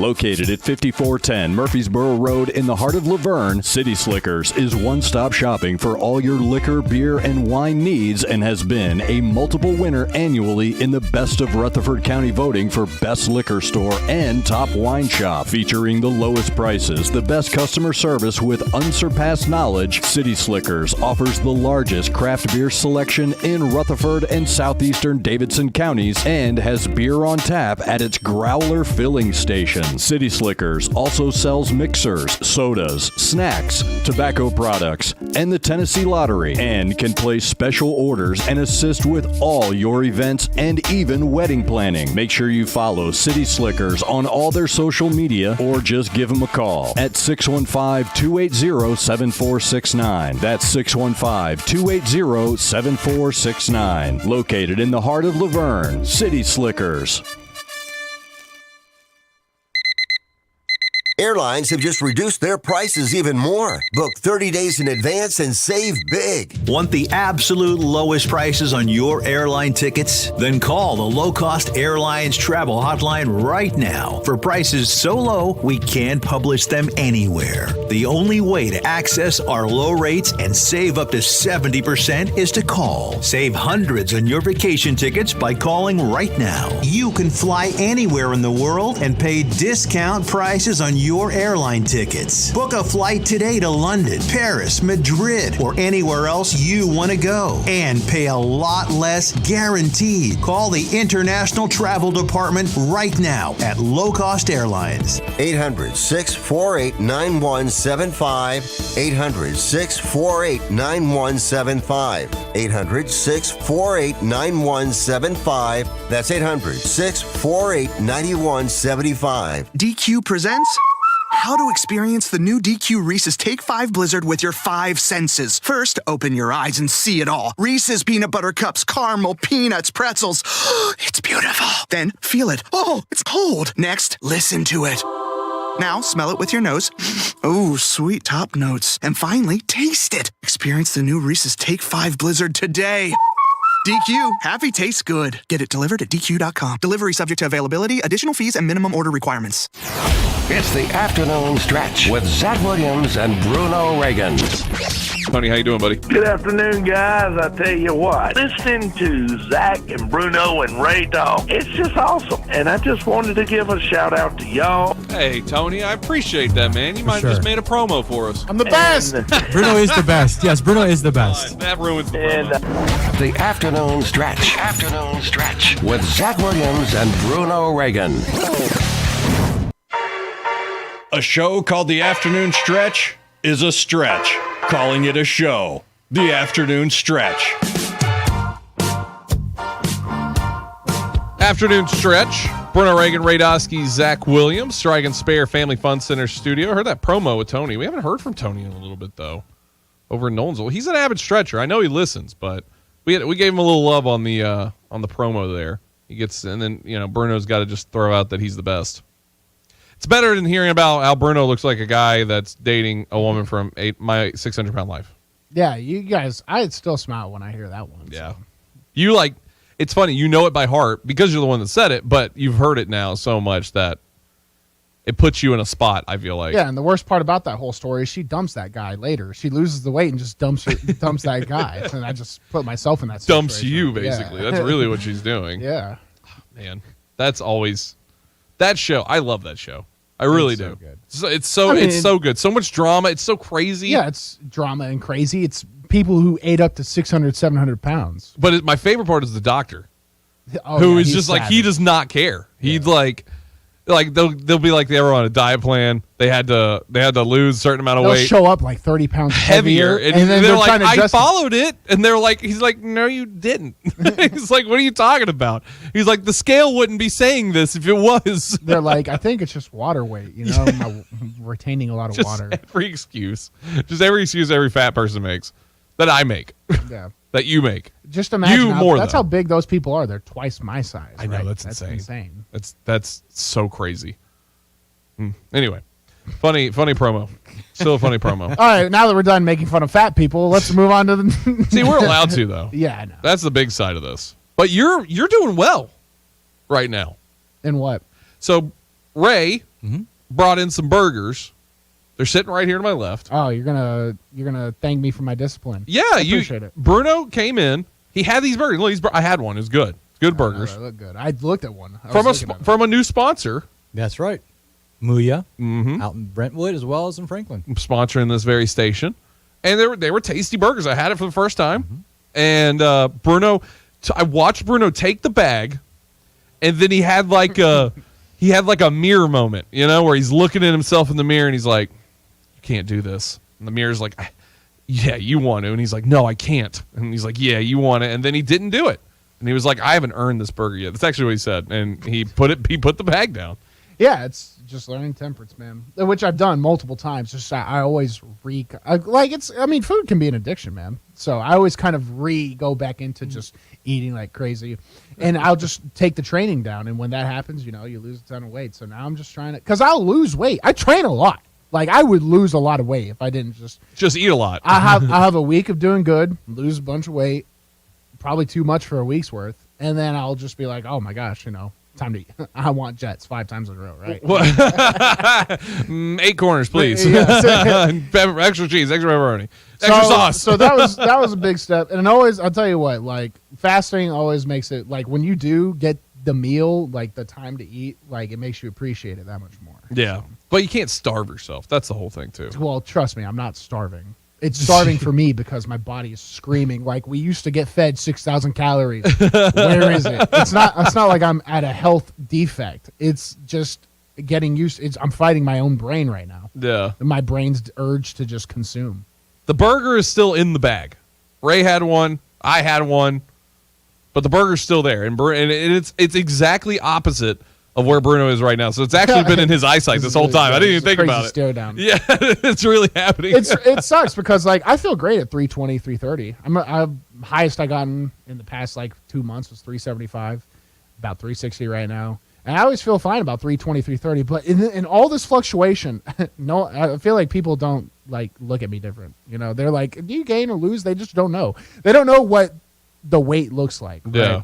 So really, I could get away with just being fat my entire life. You look a lot still exactly how you looked the first time you came on Millennial Sports Mornings with Joe Townsend. We did the little and I was about 3. You were right after the XFL, right? Yeah, then. Which I was in such good shape after the XFL. If you would ask me if I could have gone to an NFL camp then, it would have been an easy yes. Yeah, that's how good of a shape I was in. But you couldn't tell. Yeah, no, that's what I'm saying. Now. You look right now. You look the exact same. I don't feel the same. Yeah. You're just aesthetically ugly. That's all it is. Not true. I got an okay face. There you go. I know your mom's listening. She's probably going to get upset. I was just joking. All right, let's do some current event in it with Ray Dosky. Ray Dosky, how are you doing? I didn't ask you that earlier. An hour and a half into the show, now you're asking me how I'm doing. I haven't asked you how you're doing. An hour and a half has gone by. Yeah, see? The struggle's real. It's cuts. It's cuts today. It gets everybody I all feel like I was getting cut. Yeah, you could be. Hey, show's not over yet. I'm doing well. Thanks for asking. I hope you enjoy the burger. And Bruno, later after you're done with training, I hope you enjoy as well. It's awesome stuff. Be sure to check out. Oh, yeah. If you ever got to Brentwood, be sure to check out. They already got their free plug. Yeah, okay. I'm just telling you, check them out. So let's pivot here. We talked a lot about the NFL cuts, what have you. But there's a big 3-game series in the Big Apple tonight, since yesterday. The New York Yankees and the Angels. And we all know the Yankees are the creme de la creme, but the whole eyes. It's not really a big series. Yeah, it's meaningless. Yes, really, but. Yeah. But he's building a statement. I am. I'm trying. Thanks, Bruno. I'm trying to work over here. But you are. But I just wanted to stop it. I wanted to derail it. That was like going to a stand-up and watching a comedian say a joke that you heard before, and then yelling the punchline out right before he even gets to the start of the joke. Yeah, which would be funny. Yeah, would. You know who hates that? The stand-up comedian. Yeah. All right, go ahead, Ray. Anyways, eyes have been on 2 players: Shohei Ohtani, Judge. Yeah. Aaron Judge, another zinger. Now he's over 50 home runs. I think he's the 3rd player in Yankees history to hit over 50 zingers. I think he did the last time was 2017. And I mean, he's in good company with Babe Ruth and I forget the other player. But keep calling it a zinger. Is that a northern thing? Is it a zinger? Okay, a bomb. Like a home runs. Yeah, zinger. Hitting bombs. When I hear a zinger, I think of like bombs northern. You know, because the way they say I say zinger. He's hitting bombs out there. Bombs. A lot of H's in there for no reasons. That's a Red Sox fan. Zinger, though. When I hear zinger, I think of like a quippy joke. That's when I hear a zinger. Oh, that's a zinger. You know what I mean? Anyway. Can I get to the topic at hand, please? First, Bruno, now you. So, all talks about them possibly being the MVP race. Between who? Joe Ohtani, Aaron Judge. I want to hear you guys' thought. Who do you think wins the MVP this year? And for you, my friend Zach, you're going to be arguing for... Yeah, you want me to argue for Aaron Judge. Yes, and I want Bruno to argue because we all know, look, by default, we know how Bruno feels about Ohtani. He loves Ohtani. Well, he was like, hope he's a Brave, he becomes this, whatever, a Cardinal even perhaps. It made him love the game of baseball. Yes. That's what this... I don't love baseball. I love Ohtani. But he plays baseball. Yeah, exactly. Based off all that, he has to argue for Ohtani. It was by default. Look, I was going to give Aaron Judge credit, though, because at least his performance matters to his team. Ohtani, that's the sucky thing, is Ohtani's performance doesn't matter to his team, even though he's collectively, unarguable, Ohtani does the most for his team, more than anybody. Is that what the MVP is? We're really arguing what MVP really is. Mm-hmm. Is the most valuable player in terms of what you contribute to that team, or is it you're the reason this team is going to X kind of deal, right? Most valuable player on the best team. Kind of, yeah. There's some people that would make that argument for MVP. For sure.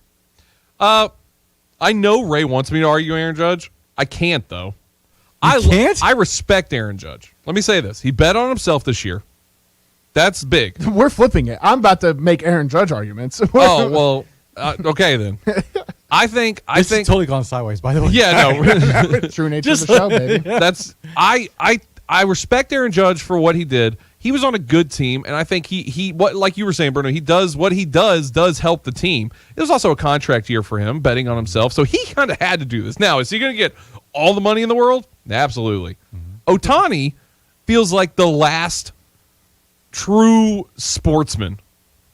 He feels like like he will do anything. First off, he's the most valuable player. He's a top-end pitcher and top-end hitter. We haven't seen this since what was it? I think the stat that just happened recently hadn't happened since like 1889 or something when the Grays were playing or some crazy stat like that. That is like Ohtani has changed the game completely, and he's doing something that nobody else could do. That's the big thing. You talk about getting into the Hall of Fame and all that. Like, can you write the story of baseball, football, basketball without this person, or you would have to have them in it to tell the story of the game? That's what Ohtani's doing. Modern day, a guy who pitches and hits, and a true two-way player does not exist anywhere else, and doesn't exist anywhere else. No one else in the MLB could do it right now. They could. But nobody else could. Does that mean it's Ohtani should win MVP every year until someone else can match? If he's keeping top level in both, absolutely, which is what he's doing. He's a top end guy on both sides of this. Because if that was the case, they would give him MVP every year. But if we've seen with LeBron James, that's not going to happen. Look, because there was that old NBA argument. LeBron James should just be the MVP every year, right? He's the best player.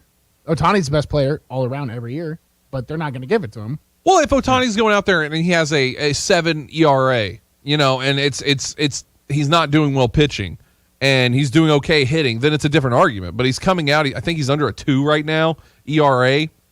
He is dominating, and he's on a team where it doesn't matter. Like, that's more impressive to me, that this guy's still doing it. Well, then you can make the argument, if he's so good, why is his team losing? Well, because that's baseball. Is he that valuable? Well, that's baseball. How valuable is he? Aaron Judge is at least, Aaron Judge could not be doing that, and the Yankees would probably still be in the position they're in. Yeah, no. I'm just playing devil's advocate. Yeah, I know you are. No, Ohtani probably could. Would it go back to saying that Aaron Judge is the reason why he's having such great success this year is the fact that he's probably on a better team than the Angels? And we're talking about a Mike Trout Angels pairing with Ohtani. Because Ohtani's with, 11 wins as a pitcher? No. Oh, he's really good. Baseball seems like one of those games where if you're good, it'll show. Your team does not really matter. No, Mike Trout's been the best player in baseball. A good quarterback can't play a good quarterback without a good offensive line. Mm-hmm. Whereas in baseball, it's you versus the batter on the mound. And LeBron's shown that you could be in basketball and just be the best player on the court and make a difference. It doesn't matter who you have around you. Yeah, that's shown multiple times too.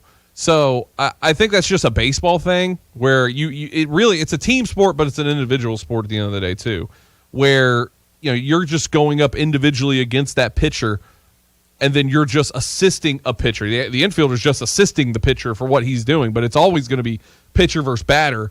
And once again, same for baseball. If 3 out of 10 is what you're doing, you're an all-star. You know, you're top of the gene pool in baseball at that point. So I think for me though, Ohtani is the MVP.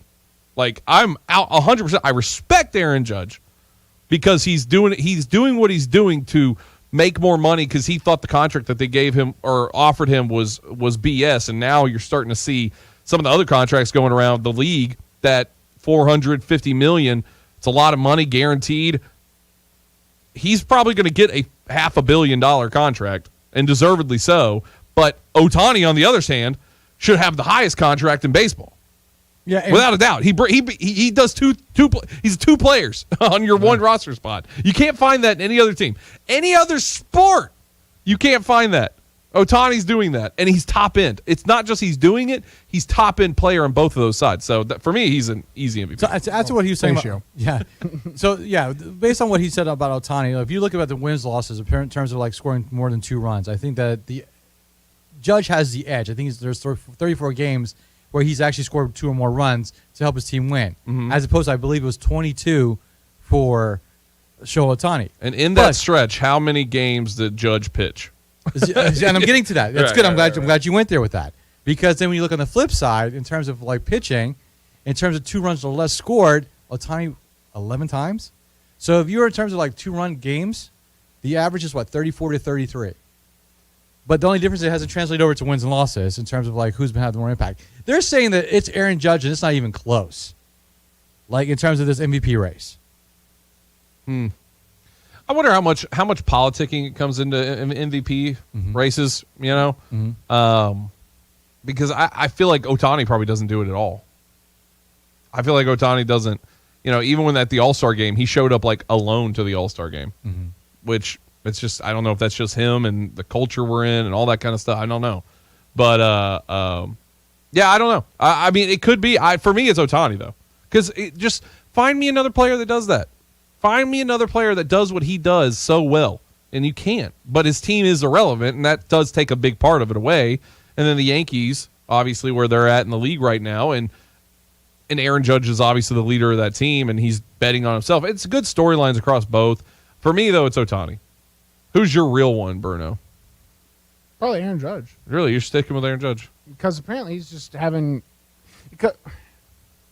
I know why they're going to give it to him, because what you would expect from a player from like Aaron Ohtani, it's what we always talk about. You do more than it's expected of you all the time, so you have to go crazy. Like, you have to do more work, more crazier. What people expect of Aaron Judge, he has achieved this much more for his position in terms of everything. Hit, steals, all that. Whereas Ohtani, he's expected to do these kind of things. So I feel like it's an unfair race. I feel like they're going to give it to Aaron Judge. Yeah, and to back what Bruno was saying, apparently the race has gotten a lot closer because of the fact that all the injuries the Yankees have been affected by. Stanton's been out, what have you. So what is pitchers are not coming towards Stanton's to Judge's way, walking more. He's not being able to see a lot of opportunities to be able to increase score runs, what have you, on that team. Now Stan's set to expect back. If that happens, which is probably imminent now, I think about a week away, his numbers should go back up. But let me ask you guys this. Do you think we're a year away of actually really talking about? Because this is probably going to be a debate for the next few years, because Aaron Judge is one of the best players. Oh, I think Aaron Judge 100% starts fading after the season. You think so? Huh? Yes. He's going to see regression after this year? Yes. Really? Wow. He's going to... I would never thought you'd say that. No, I think so, because he's playing in a contract year. I'm taking that full, and he knows... already now, he's locked up a ginormous contract. Will Ohtani eclipse him then? I think Ohtani, he's got 2 years away from making his new contract. I think right? Ohtani will set the record for the highest contract. I've been saying that for the past year probably. I think he's going to have the highest baseball contract in history. And there's going to be 3 teams that can afford it. Oh, well, yeah, that's baseball, baby. That's showbiz. And he'll be Aaron Judge's teammate. Yeah, well, probably. That's the real...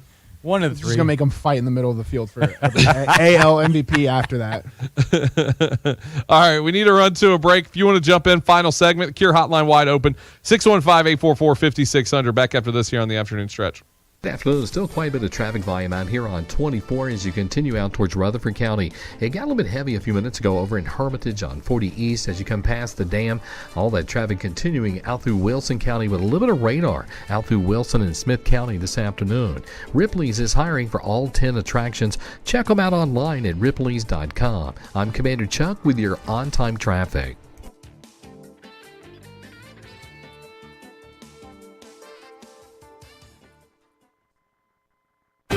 it's a scorcher out there, but we've got tips that'll keep you chilling this August. Tip number 1, keep your AC in peak condition. Tip number 2, drink lots of fluids. Tip number 3, go for refreshing top prizes up to a cool $1 million by playing all new August Insta games from the Tennessee Lottery. All of these exhilarating games can lead to cold, hard cash. So head to the shade of your nearest Tennessee Lottery retailer and enjoy some game-changing fun today. Only from the Tennessee Lottery. Please play responsibly. From scholarship and grant programs to providing students with the qualifications and certifications they need to start their professional careers, the Tennessee Lottery has awarded more than $6.5 billion in funding to education programs, and we're proud to play our part.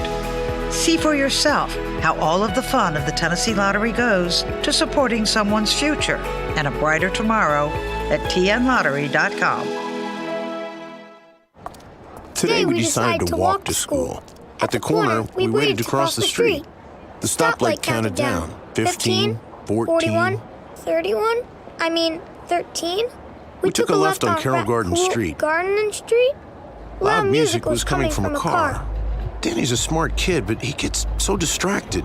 There were so many other sounds, I didn't know what to focus on. Danny, Earth to Danny. Suddenly, he realized he forgot his homework again. I left my homework on the table. At the school steps, we hugged goodbye. I really hope he doesn't have another bad day at school today. When you can see learning and attention issues from their side, you can be on their side. That's why there's Understood.org, a free online resource for the parents of the 1 in 5 kids with learning and attention issues. Get personalized recommendations, practical tips, daily access to experts, and more. Go from misunderstanding to Understood.org. Brought to you by Understood and the Ad Council. Get Labor Day savings at Lowe's. Buy one, get one 50% off select HGTV Home by Sherwin-Williams Paint and Cabot Exterior Stains via rebate. And save on Lowe's exclusive Stainmaster laminate flooring starting at $269 per square foot. It's 3 times wear resistant and backed by a lifetime limited warranty. Shop Labor Day savings now at Lowe's. Stainmaster claims compared to standard residential grade laminate. See warranty at Lowe's.com/Stainmaster. Conditions and exclusions apply. See store Lowe's.com for paint details and restrictions. While supplies last. Offer valid through 9/7. Five-state forecast. Your exclusive Nashville Sports Radio WNSR Skycan forecast. For this afternoon, mostly sunny with a high near 88. On Wednesday, a mix of sun and clouds with a high 89. For Thursday, showers and thunderstorms likely, mainly after 1 o'clock. Then it's going to be cloudy with a high 86. Utilizing the resources of the WeatherBug Network on Nashville Sports Radio. I'm WNSR's Shannon Holly. Sports Radio WNSR. The show that makes the average person say, hey, I can do that. The Afternoon Stretch.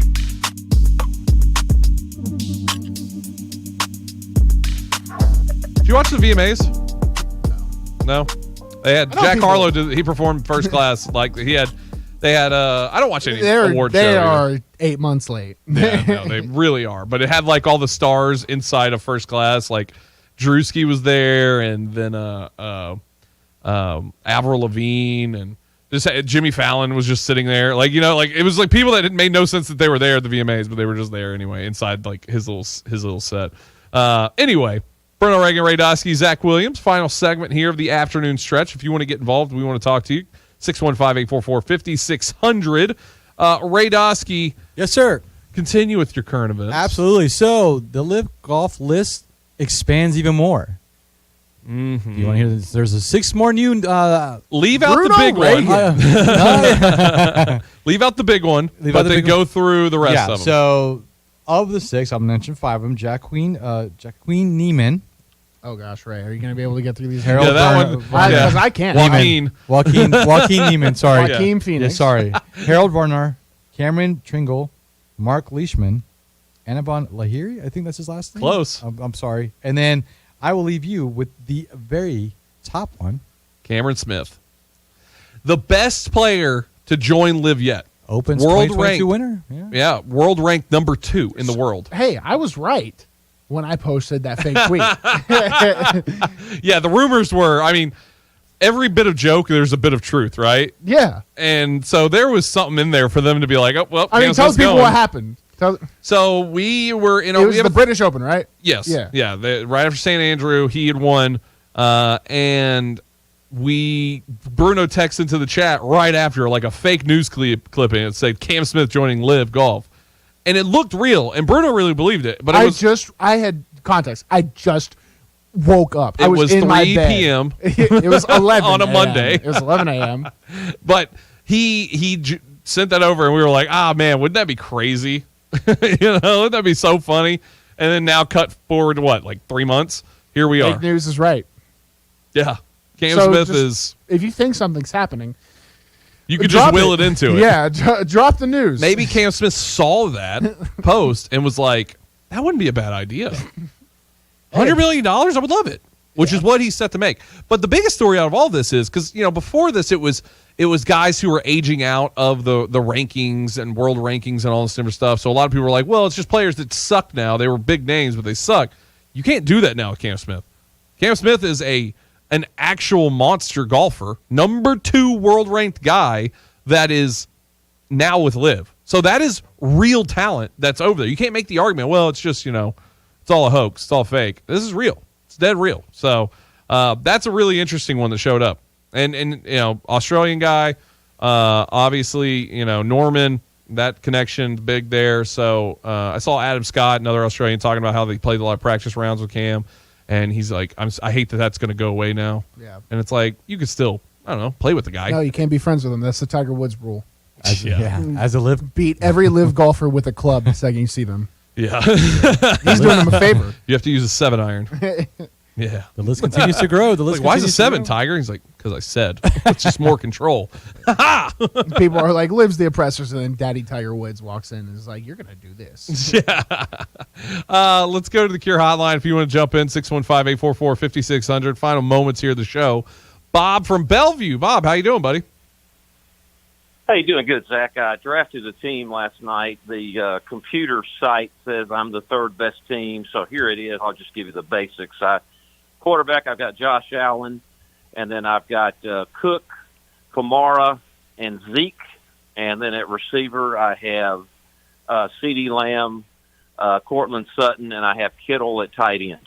So that's my first team I've drafted. What other receivers do you have? What was that, a 6-man group? A 6-man league? We made this joke to him last year. Yeah. I remember. Yeah, it's an 8-team league. I don't have good depth at receiver. I've got Godwin as my number 3, Devonta Smith at number 4, so I'm going to have to make a trade or pick somebody up if I have injuries. If I don't have injuries, I'll be fine.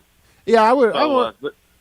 I'm just worried about you, Bob. You draft 3 really good running backs, but there are a lot of just really good running backs that are on the tail end of teams, that kind of burst out. So maybe see if you can sucker someone that Ezekiel Elliott and get some more wide receiver depth. Not a bad play. So Zach, you don't like Lamb and Cortland Sutton as a 1 and 2? I do like it. I don't know how your starters work. My problem, I always say this, I don't like 2 playmakers on the same team on my roster. I don't want a competition for 2 people on my fantasy roster inside the same game. I don't want them to compete against each other for points. That can work out. There's been cases of that in the past. So I don't like the Zeke and Lamb stack there. That one I don't enjoy too much. If you were going to make a trade, I would try to move Zeke or Lamb, whichever one you can. Speaking of that, my number 4 running back is Rashad Penny, and he ended last season with about 600 yards in about 5 games. So that is my number 4 running back. So which receiver? I can't take out Lamb, but you're just telling me to get rid of Zeke, and then that problem would be solved. Yeah, I think so. I think you could get some for him though. You could probably get a good, like Bruno was saying, a good wide receiver to fill out some more depth that you could. Just because of the running back room is always so scarce, especially come to fantasy, that you could probably find somebody pretty solid, and you may be able to switch them out for another running back, just an even swap if somebody doesn't like a third one that they have or something like that. So yeah, I mean, I would look for something like that. But I think your team's pretty strong overall anyway. If Penny stays healthy, which he probably won't, and his backup behind him, the guy from Michigan State, he's out, with surgery or whatever, but. Ken Walker. I think I should be able to make a trade. My backup quarterback is Carr, and they're just loaded with weapons out there. I might be able to trade him and pick up a decent flex running back. Yeah. But anyway, it's got me in 3rd. But yeah, I tell you what, when you get Josh Allen, you can't be good everywhere when you have Josh Allen. So. Well, yeah, no. What pick did you take Allen? I got him in the 4th round. He was the first quarterback taken. I had already picked Cook, Kamara, and CeeDee Lamb, and with my 4th pick, and that 28 controversial 28 pick we talked about, I just went ahead and took Josh Allen. He's going to have one of the great quarterback seasons that we've seen this year. They don't run the ball there. All they do is just let him do everything, and he's going to have an incredible year. Do you agree? Yeah, I mean, I think every projection has Josh Allen being the first, and he's the first quarterback taken in pretty much every league that I've seen so far. So yeah, I think Allen's going to have a great year. So I think your team's solid. Unlike Mahomes and Aaron Rodgers, who are losing weapons, he didn't lose anything. Exactly. I mean, they're just absolutely loaded up there at Buffalo. So, yeah. And their running backs. What are they going to have? 7-8 rushing touchdowns from their running backs? Maybe not even that many. Yeah, I don't think so. People are really high on Devin Singletary for some reason, and I don't get it because every year their running backs are useless. Josh Allen ends up having more yards than him in most of the games anyway. Yeah, the guy rushed for 700 yards last year. 700 yards from a quarterback. So anyway, well, I couldn't have got all those good players without you guys helping me, so I appreciate it. Hey, we appreciate that, Bob. Have a good one, buddy. Thanks. Come on, buddy. Yeah, eight-man league. You get to do things like that, just like draft Josh Allen in the 4th. In the 4th, Ray and I were in a draft over this past weekend. Josh Allen, very first pick. Yeah, very first pick. That's crazy. Really bad league, isn't it? I'm assuming it's my first time in it. It's a 2-quarterback league. That's why. Still was a little shocking to see Josh Allen go 101. I mean, he'd be in the first, but I'm just surprised 101. I still think Taylor should have been the 101. Mahomes won what, 5th? I think he was like 6 or something. Yeah. No, 7th. It was after me. It was after me, so I was 6. I hate that pick, by the way. That one's terrible. It's a terrible spot to pick in. I didn't realize it was Friday also. Fantasy Football Friday came a little early. You made me think it was Friday first. Yeah, no, it made me think it was Every day's Friday here. Every day's Friday Today's Tuesday, isn't it? Tuesday. I'll gladly trade you a burger for today. Pay you back on Tuesday. All right, everybody, have a great night. We'll see you guys next time here on Nashville Sports Radio.